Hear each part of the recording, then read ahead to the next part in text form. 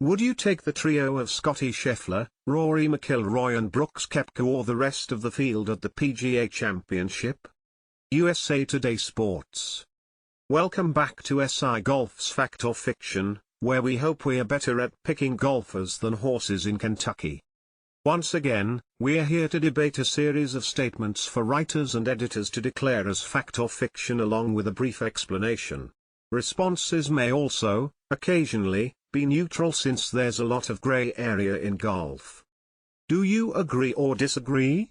Let us know on the SI Golf X account. Bob Harrig, fact. Rory seemed a good pick even before his victory and now it looks even better. It's hard to go against that form, but when the choices also include Koepka and Scheffler, that is a heavy-hitting trio. The PGA typically is the most wide open of the majors, so there are no guarantees, but it is difficult to go against that threesome. John Pluim, fact. I'd give McIlroy the edge right now. He played an unbelievable round Sunday, especially on the back nine. Plus, he's won at Valhalla and has a ton of confidence. Scheffler is just a machine, so you know he's going to be there in contention Sunday for his second major of the year. And Koepka always seems to play well at majors, although he struggled at Augusta. Still, I like McIlroy to take home the Wanamaker.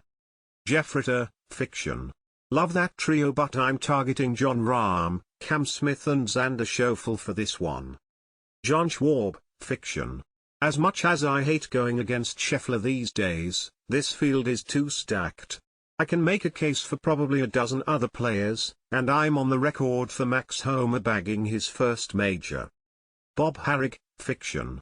As much as he might have helped to get this accomplished, Dunn didn't seem to be involved anyway.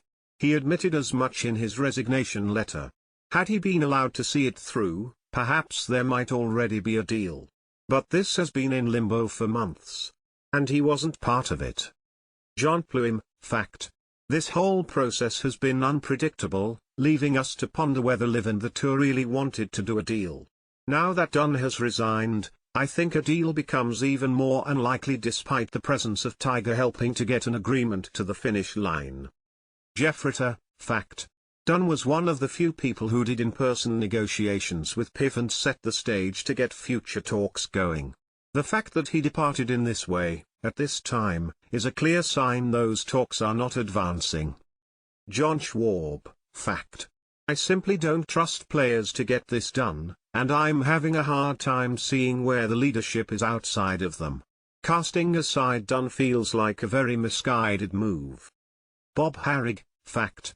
The PIF already sponsors the Aramco Series, which is a small schedule of tournaments that is part of the Ladies European Tour and in which several LPGA players typically participate. There have long been rumblings about an LPGA-led merger,